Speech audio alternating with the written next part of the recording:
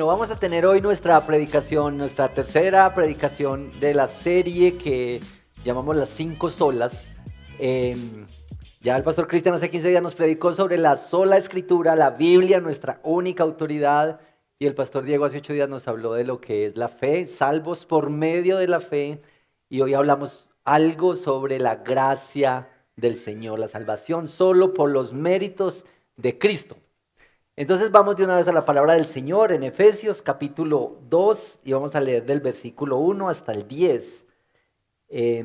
Efesios 2 del 1 hasta el 10. Mientras ustedes van buscando, yo les quiero preguntar esto. ¿Usted es uno de aquellos o conoce a alguien a quien no le gusta recibir regalos? Eso parece muy raro, pero hay gente que no le gusta recibir regalos. Yo conozco a varios. ¿Pero a usted le gusta recibir regalos o no? Y bastantes. Estos días que hemos cumplido años nos han dado muchos regalos. Gracias a los hermanos que nos han dado regalos en el cumpleaños. Bueno, la pregunta, ahorita voy a explicar por qué este tema de la pregunta y esta introducción sobre a quienes no les gusta recibir regalos. Bueno, Efesios capítulo 2, leemos juntos la palabra del Señor. Y Él, Cristo, Pablo hablándole a los Efesios, Él les dio vida a ustedes que estaban muertos en sus delitos y pecados, en los cuales anduvieron en otro tiempo, según la corriente de este mundo, conforme al príncipe de la potestad del aire, el espíritu que ahora opera en los hijos de desobediencia. Entre ellos también todos nosotros en otro tiempo vivíamos en las pasiones de nuestra carne, satisfaciendo los deseos de la carne y de la mente, y éramos por naturaleza hijos de ira, lo mismo que los demás. Pero Dios, que es rico en misericordia, por causa del gran amor con que nos amó, aun cuando estábamos muertos en nuestros delitos, nos dio vida juntamente con Cristo. Por gracia ustedes han sido salvados. Y con Él nos resucitó y con Él nos sentó en los lugares celestiales en Cristo Jesús, a fin de poder mostrar en los siglos venideros las sobreabundantes riquezas de su gracia por su bondad para con nosotros en Cristo Jesús. Porque por gracia ustedes han sido salvados por medio de la fe, y esto no procede de ustedes, sino que es don de Dios, no por obras para que nadie se gloríe, porque somos hechura suya, creados en Cristo Jesús para hacer buenas obras, las cuales Dios preparó de antemano para que anduviéramos en ellas. Amén. Oremos juntos. Señor, estamos ante tu palabra santa que nos ha hablado en otros tiempos, en otras circunstancias tal vez, y aquí estamos ante esta palabra que es poderosa, que tiene un mensaje para nosotros, para nuestro corazón, según tus propósitos eternos, oh Señor. Oramos que esta palabra no quede vacía en nosotros, que produzca algo eficaz en nuestra vida, Señor. Para algunos será consuelo hoy, para otros será un ánimo nuevo, para otros será un llamado de nuevo a la fe y al arrepentimiento. Gracias por tu palabra que es poderosa para cambiarnos y para consolarnos y para transformarnos, oh Señor, en Cristo Jesús. Amén. Amén. Bueno, porque hay gente que no le gusta recibir regalos. Volvamos al tema. ¿Y qué tal si el regalo viene de un desconocido? Peor. Pues a los que no les gusta recibir regalos, peor. Porque se descarta el intercambio. Yo creo que se genera como cierta desconfianza. Si le dan un regalo así, uno dice, esto debe ser de un experimento social. O de cámara escondida. A ver cómo reacciona uno. Y es que nosotros, respecto a los regalos, ¿no les parece que los regalos son como humillantes? ¿Cierto? Como que uno recibe un regalo y es un poco como, bueno, ¿cierto? Pues, o sea, yo no estoy desvirtuando los regalos, sino que el que recibe el regalo se siente como, ¿cierto? Y ese es un regalo mucho más grande de lo que merece. Ahí sí que más. Bueno, nosotros tenemos un dicho para cuando dan cosas grandes y abundantes y muy buenas, es muy sospechoso. ¿Qué es lo que nosotros decimos? De eso tan bueno. Eso es lo que hay que pensar cuando le mandan esos mensajes de los bancos que son de la cárcel realmente para una extorsión. De eso tan bueno no dan tanto, desconfíen de eso. Yo creo que a nosotros nos cuesta recibir la gracia de Dios por varias de estas mismas razones. Porque nosotros decimos, de eso tan bueno no dan tanto. Nuestros pensamientos respecto a la gracia es que es más seguro lo que uno puede hacer, porque uno puede controlar de alguna manera sus propios errores, pecados o faltas con lo que uno puede hacer. Y uno dice, no, de eso tan bueno no dan tanto. Bueno, estos 10 versículos que leímos en Efesios, vamos a ver algunas cosas sobre la gracia del Señor para la salvación, especialmente la gracia para la salvación y la gracia para la santificación. Entonces, voy a dividir esta porción en 3 partecitas. Número 1, versículos 2 y 3. Dios toma la iniciativa para nuestra salvación. Dios toma la iniciativa para nuestra salvación. Mire cómo dice que Él les dio vida a ustedes, dice Pablo para los Efesios, dice Pablo para los creyentes, que estaban muertos en sus delitos y pecados. Yo quisiera decir, hermanos queridos y amigos, que la gracia del Señor es indispensable. No habría otra forma de salvarnos si no es por la gracia derramada sobre nosotros.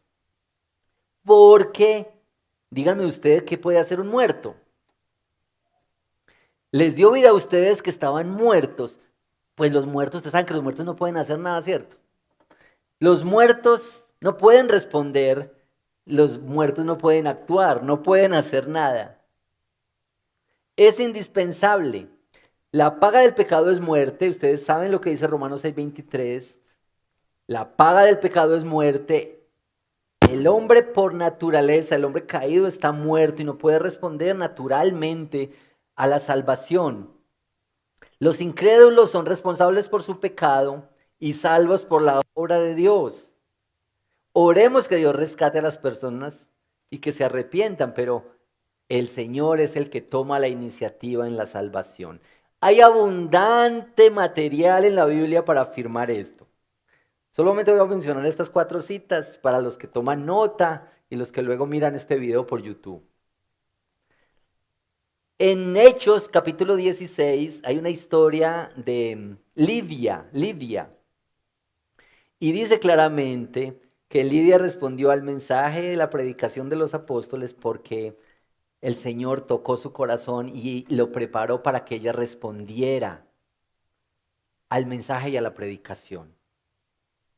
Primera de Pedro 1:3, dice Pedro que el Señor es el que nos ha hecho nacer, que el Señor es el que nos ha hecho nacer de nuevo. Juan 6, versículo 44 dice Jesús, nadie viene a mí si no lo trae el Padre. Ahí hay otro contexto, pueden leerlo. Y Juan 3:27 dice que no puede recibir nada, uno no puede recibir nada si no le es dado del cielo. Así es que, hermanos, Dios es el que toma la iniciativa para nuestra salvación. Voy a volver un poquito más adelante sobre algunas ideas alrededor de qué es lo que nosotros hacemos en la salvación.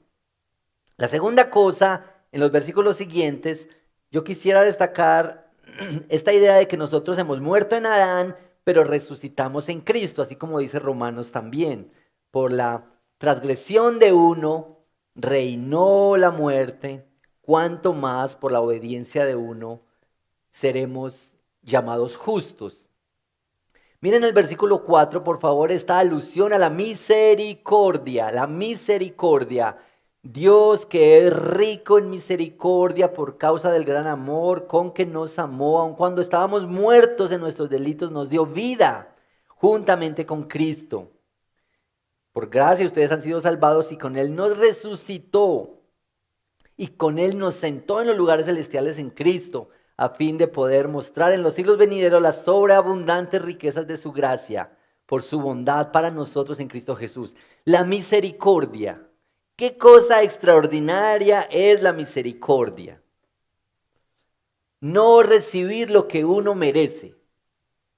La misericordia es fundamental y Dios siempre la relaciona con su gracia. Primero, no nos da lo que merecemos para darnos lo que no merecemos. Misericordia y gracia. Miren que los salmos celebran tanto la misericordia. Los salmistas cantaban, estaban emocionados, extasiados con la misericordia de Dios. Especialmente el Salmo 136, que tiene muchos versículos y en cada versículo dice, para siempre es su misericordia, para siempre es su misericordia. Y esta es como la idea de un rey que no da el castigo que merecen los actos. Este Salmo 136 es sobre la salvación de Israel y es un tipo y un anuncio de la salvación por medio de Cristo. Tal vez tú has experimentado la misericordia, aunque no la veas, aunque no la sientas. El Señor ha tenido misericordia de ti y ha tenido misericordia de mí. Mire cómo dice el texto que leímos, muertos en delitos y pecados. No era una cosa neutral, no era que estábamos ahí como a la expectativa, esperando, buena gente, formales, queridos, y de ahí nos sacó el Señor. No, era muertos. No era que el Señor ve un potencial en nosotros y por eso nos salvó. El Señor sí ve el potencial en nosotros, pero el potencial de pecado. El Señor sabe que nosotros somos más pecadores, podríamos ser más pecadores aún de lo que somos. Eso es verdad. Con Él nos resucitó. Y a mí esto me parece increíble, hermanos.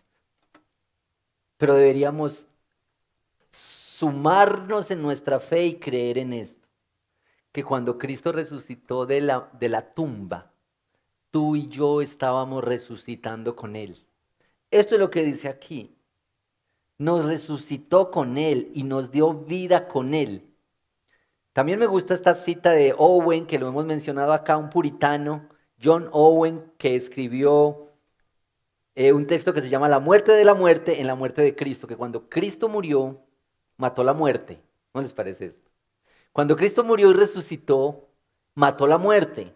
Porque Él resucitó, ya nosotros tenemos vida en Él, resucitamos con Él. ¿No les parece esto extraordinario? Estábamos resucitando cuando Él resucitaba. Y no solamente esto, dice la Biblia, que nosotros somos llamados hijos de Dios. Así como Jesús, hijo de Dios, nosotros hemos sido llamados hijos de Dios por la obra de Cristo. Hemos sido adoptados en la familia del Señor por la obra de Cristo.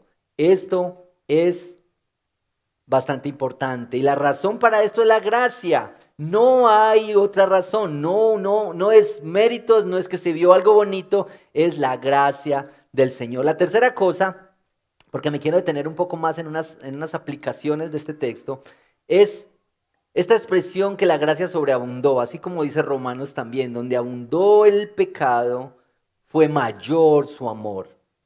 Versículo 8, porque por gracia ustedes han sido salvados por medio de la fe, y esto no procede de ustedes, sino que es el don, el regalo, no por obras para que nadie se gloríe, porque somos hechura suya, creados en Cristo Jesús para hacer buenas obras, las cuales Dios preparó de antemano para que anduviéramos en ellas. Este es el corazón del tema de hoy, esta gracia que sobreabundó. Dos ideas alrededor de esto de la gracia. Y tal vez resulte pedagógico para nosotros esto. Nosotros no escogimos ser salvos. Nosotros no escogimos a Dios. Estábamos muertos y Dios nos salvó. En consecuencia, hermanos, no fue que un día, después de probar todo, entonces probé con Cristo y eso fue lo mejor que hice. Fue la mejor decisión. Así no es. Esto no es lo que enseña el Evangelio. Yo un día le di la oportunidad a Cristo. No, hermano, eso es muy orgulloso. Nosotros no le dimos ninguna oportunidad a Cristo. Lo que dice es que Él nos salvó. Ni siquiera deberíamos decir el día que conocí o que vine a Cristo. el testimonio de salvación. Si hay un testimonio para contar, debería arrancar diciendo: el día que Dios me salvó, el día que Él me rescató, el día que Él me dio vida. Y no solo que nos salvó por su gracia, sino que nos sostiene con su gracia. Él y solo Él. Esto ayuda a ver la gracia que Dios le está dando a otros o que otros necesitan. Hermanos, es muy importante que nosotros podamos ver cómo el Señor está trabajando en nuestro corazón, que nosotros realmente consideremos que hemos sido salvados de algo, que el Señor ha hecho algo en nosotros para poder expresar, ver lo que está ocurriendo con los demás. Yo sé que algunos de ustedes están pensando en Apocalipsis 3:20 porque con el tema de la salvación, de esto de que el Señor salva así, algunos citan Apocalipsis 3:20 que dice: yo estoy a la puerta y llamo, si alguno oye mi voz y abre la puerta, yo entraré, cenaré. Yo les quiero decir, hermanos, que ese texto precioso de Apocalipsis que debemos estudiar no está hablando de la salvación. Lo podemos estudiar más profundamente, pero ese texto no está hablando de la salvación. Bueno, digamos la verdad. Nosotros sufrimos con la gracia que Dios le da al otro. Nosotros nos gozamos la gracia y la celebramos, la que nos da a nosotros. Ay, qué bueno que el Señor nos ha llamado así y nos haya dado tantas bendiciones a nosotros. Pero ¿no les parece que a veces sufrimos mucho con lo que el Señor le da a los otros? Que si uno, por ejemplo, está trabajando y tiene un compañerito que hace lo mismo que uno y ese pago es justo y a ese le pagan más. ¿Qué dice uno? Injusticia. ¿Y pero por qué? Nosotros sufrimos con la gracia que se le da a los otros. Es como si usted tiene un carrito, el primer carrito, y está feliz con él, agradecido porque, ay, qué don del Señor, qué bendición del Señor. Pero en el primer semáforo se le para un carro al frente, al ladito. Usted dice: Señor, qué injusticia. ¿Cierto? Y cuando vemos que alguien que era muy malo, una persona que nosotros decíamos: ese lo que merece es el infierno, y que el Señor lo salvó, no puede ser. Y yo que estoy en la iglesia desde chiquito, y que el Señor le dio el gozo y la salvación y que ahora tiene esperanza y que ha nacido de nuevo y que, ¿qué es esto? Nosotros sufrimos bastante con la gracia que Dios le da a los otros.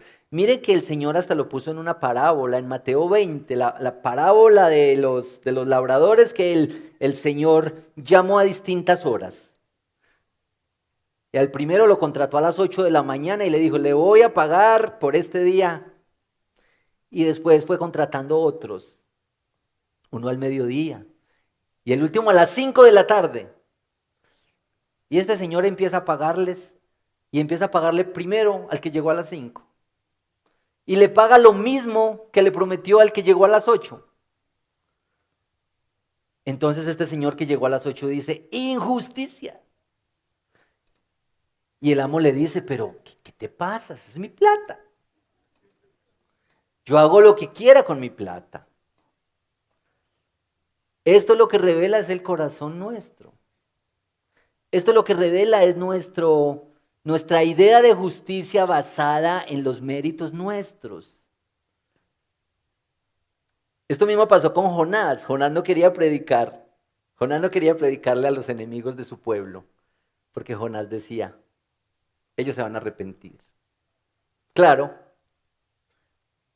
Y luego Jonás va, predica, ellos se arrepienten y el Señor le manda unas ramitas para que le dieran sombra. Y Jonás estaba tan enojado cuando esas ramas se secaron.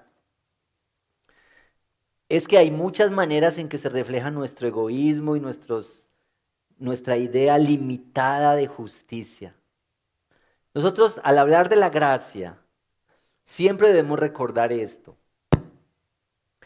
Dios da gracia, pero Dios es justo. Dios da gracia, pero Dios es justo. Y la razón por la que Dios nos da gracia y a la vez es justo es porque la culpa, el castigo, la muerte que merecen tus pecados fueron puestos en la cruz y Cristo los llevó. Así es que tú no tienes que pagar a cuotas cada día tu salvación. Esto no es Flamingo Lefía.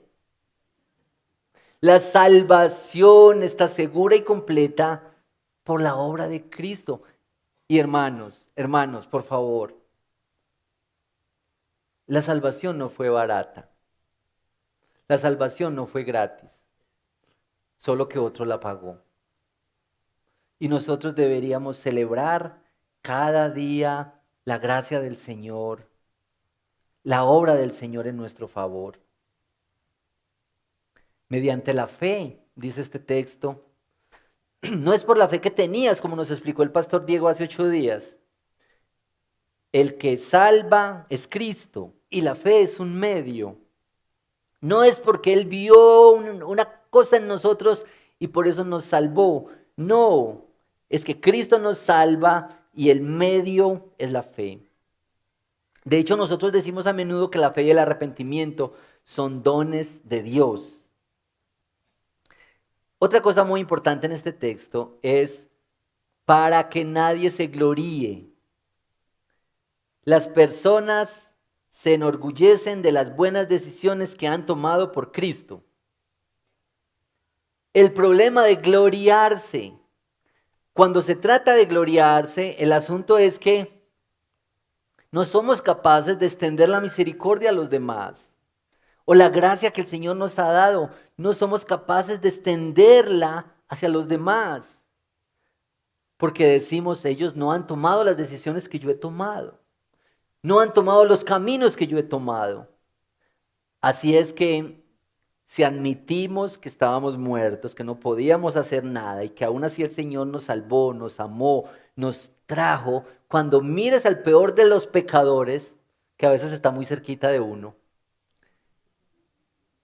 deberías decir, Señor, dale también de esa gracia, dale también de esa misericordia, ábrele los ojos. Abre los ojos como tal vez yo lo estoy viendo. Pero es por la gracia y por la misericordia tuya. Bueno, creados para buenas obras. Miren por favor.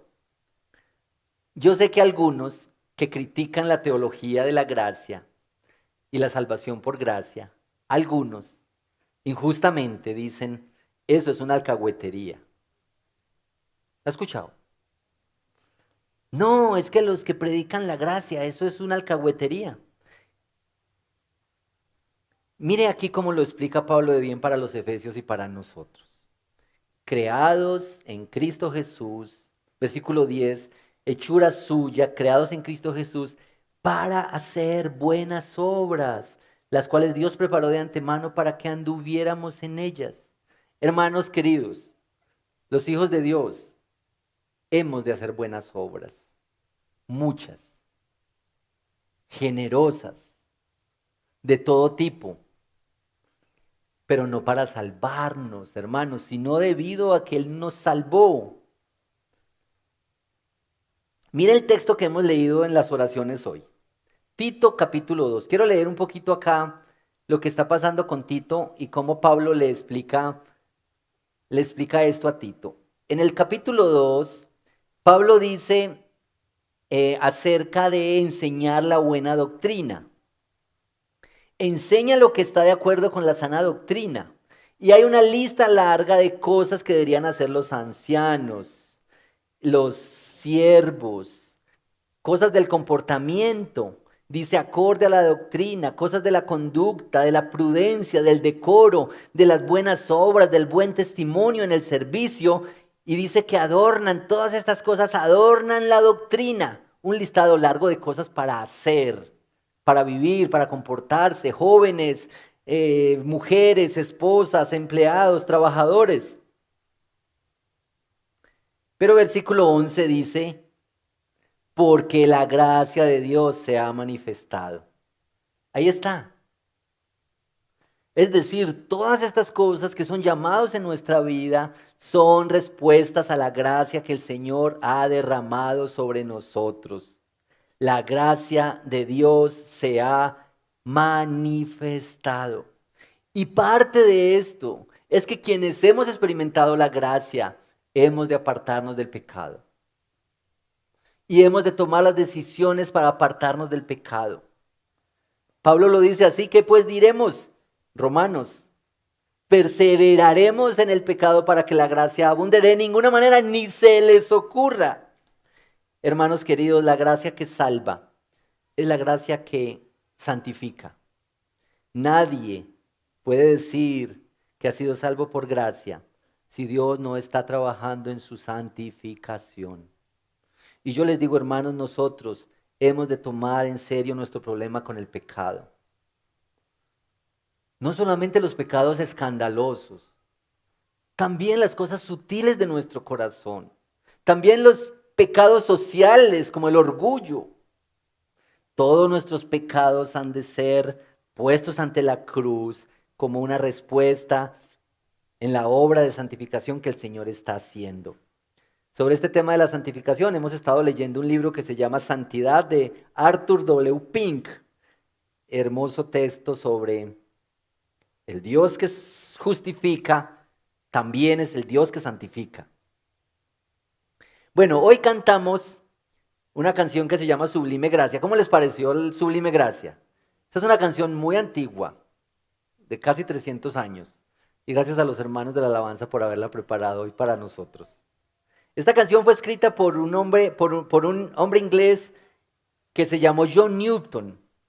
John Newton era un capitán de barcos y comerciante de esclavos. La historia cuenta que John Newton, en un momento de angustia, depresión, borracho, cayó al mar y los marineros lo salvaron con un arpón. Lo sacaron del mar. John Newton se convirtió. Llegó a ser un pastor, un clérigo anglicano inglés. Pero una cosa extraordinaria es que él se dedicó a abolir la esclavitud. Y en el mismo año que murió, en 1807, se empezaron a dictar las normas para la abolición de la esclavitud en Francia. Este hombre entendió que había sido salvo por gracia, pero que esta salvación no era para quedarse ahí nomás. Este responde a la gracia. Y bueno, él compuso este himno, que es uno de los más famosos de la historia. Dicen, sublime gracia del Señor. Sublime gracia del Señor que a un infeliz salvó. Fui ciego, mas hoy veo yo perdido, y Él me halló. Su gracia me enseñó a temer, mis dudas ahuyentó. Oh, cuán precioso fue a mi ser cuando Él me transformó. Bueno, esto es. Hermanos, yo quisiera que nosotros pensemos en la gracia del Señor respecto a nuestras experiencias con el pecado. Porque no se trata solamente que nosotros sepamos definir y explicar cosas de las 5 solas. Hay todo lo que sabemos de las 5 solas. Yo quiero animarte para que tú veas la experiencia de la gracia respecto a tu propia relación con el pecado, con la tentación. Hay una sensación de fracaso cuando pecamos. Hay una sensación que nos impulsa a hacer algo para enmendar esta falta, para arreglar las cosas con aquellos que hemos ofendido, aquí y con Dios. Reparar. Y una cosa que ocurre por dentro, como que la próxima sí lo haré bien. Otra oportunidad, yo no los voy a decepcionar. Otra oportunidad y yo ofrezco algo como una transacción. Nosotros tenemos que reconocer que es más fácil mandar una serenata que tener una profunda conversación de arrepentimiento por la falta. ¿No les parece? Mandar una serenatica o unas rosas o un pollo. Pues por supuesto que eso es más fácil que sentarse con la persona ofendida y decir, yo pequé contra ti, yo no te debía haber tratado así. Esto no honra al Señor. Es más fácil dar una ofrenda a la iglesia que profundizar en las raíces de nuestro propio pecado y participar en un discipulado serio. Es más fácil dar una ofrenda que ser una ofrenda. Romanos 12 cuando dice, preséntense ustedes como ofrendas, como un sacrificio vivo. Esto es una respuesta a la gracia del Señor. Señor, aquí estoy. Señor, aquí estoy. Bueno, dos aplicaciones prácticas para nuestra vida a partir de esta gracia. Dale al otro un poco más de lo que merece. Sí, dale al otro un poco más de lo que merece. Yo sé que los trabajadores que hay aquí están diciendo, ojalá mi patrón escuche eso. Pero el patrón está diciendo, ojalá este trabajadorcito escuche eso. Pero hermanos, esto tiene que ver con todos. Esto tiene que ver con todos. Porque nosotros tal vez estamos acostumbrados a dar lo justo, lo justo. Eso es lo que merece. Esa persona merece el trato que le doy. Esa persona merece ese odiecito que le tengo. Se lo merece. Ese rencor que yo le guardo a esa persona, a ese ex, se lo merece. Pero ¿qué tal, hermanos, si ahora que sabemos que nosotros no merecemos nada? Mire que si el Señor dijera, te lo mereces, ¿qué nos habría dado el Señor?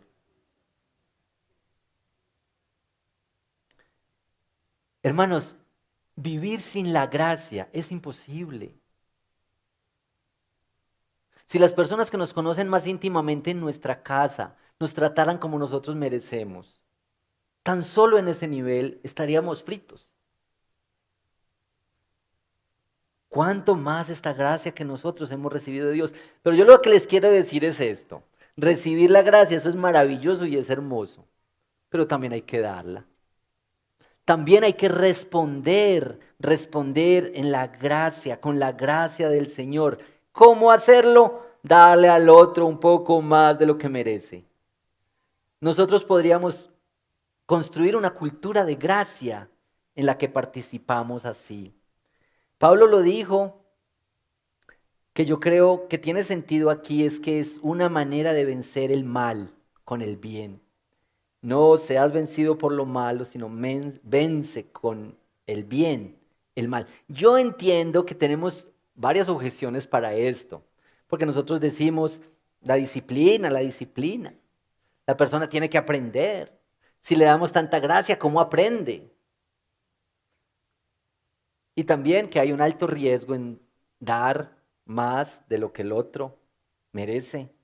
Eso es un riesgo alto. Pero yo creo que el Señor se ha arriesgado con nosotros. Hermanos, practiquemos así la gracia del Señor. La segunda cosa que les quiero decir, hermanos, esto les va a sonar nuevo, nuevito a algunos de ustedes, pero miren, expresemos la gracia del Señor plantando una nueva iglesia el próximo año.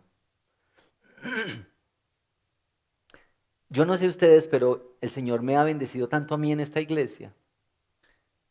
Y yo me gozo tanto en esta iglesia al ver los hermanos que se sirven unos a otros, los ministerios, los Redil Junior, los adolescentes, los jóvenes, facilitadores, los sordos, tantas expresiones de cariño y de servicio, tanto que ocurre en la iglesia, tanto que el Señor restaura vidas, que yo digo, la mejor manera de responder al Señor es que otros tengan esto. Y yo no sé si usted ve la ciudad, esta ciudad, cuánto de evangelio necesita esta ciudad. Cuando usted mira alguna de estas montañas de la ciudad, Yo veo mucho porque, pues no es por chicanear ni nada, pero subo por allá en bicicleta a esas montañas. Pero desde las laderas de Medellín se ve todo este valle. Yo digo, cuántas oportunidades de predicar, de anunciar el evangelio en esta ciudad. Sirvámoslo como lo hacen ustedes en sus trabajos, sirviendo a la ciudad con las empresas. Sigamos glorificando al Señor, entendiendo como vocación esto. Pero, hermanos, plantemos iglesias. Medellín tiene 16 comunas. Plantemos iglesias. Allí lugares donde la gente se reúne para adorar al Señor y servirse mutuamente y crecer, anunciar al Señor y que más personas experimenten esta gracia que nosotros estamos experimentando. Hermanos queridos, oremos al Señor por eso. Nosotros hemos iniciado este año las oraciones, los diálogos, las conversaciones para que el próximo año tengamos una iglesia cercana, una iglesia hija. Las dos iglesias hijas que nosotros tenemos, Itagüí y Copacabana, van muy bien y están camino a su independencia. Y hermanos, nosotros debemos pensar mucho en seguir extendiendo el reino del Señor así. Saben que nosotros hacemos los viajes misioneros, ya viene el viaje a La Guajira, y estas son expresiones de anunciar el evangelio y de servir en otros lugares, pero hermanos, hay una necesidad aquí en la esquina, aquí en nuestra ciudad, iglesias. Bueno, hermanos, yo les digo todo esto porque quiero que ustedes me ayuden a llevar esa carga, todos. Y una de las cosas que estamos diciendo es que quisiéramos que no es que sea una persona la que se va a plantar una iglesia, sino que esto es una iglesia que planta otra iglesia. Así es que todos los que están aquí pueden participar, porque pueden ir, porque pueden orar, porque pueden dar, porque pueden servir. Y así vamos a extender el reino del Señor. Hermanos, oremos al Señor que nos permita vivir así. La gracia que estamos experimentando nosotros, poder extender la gracia a los demás y que el Señor nos ayude con nuestro corazón y con nuestros deseos fuertes de pagar como una transacción, especialmente cuando hemos pecado delante del Señor.